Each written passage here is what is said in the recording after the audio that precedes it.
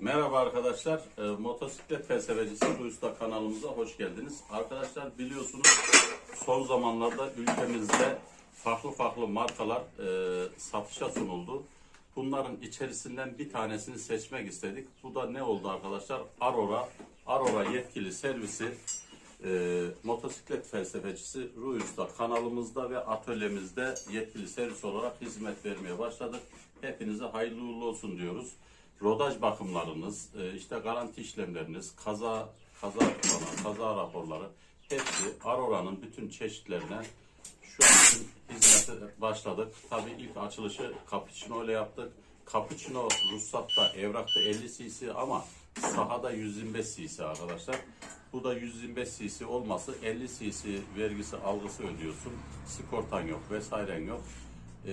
125 cc olarak biniyorsun. Ne güzel İstanbul diyor. Hoşça kalın dostlar.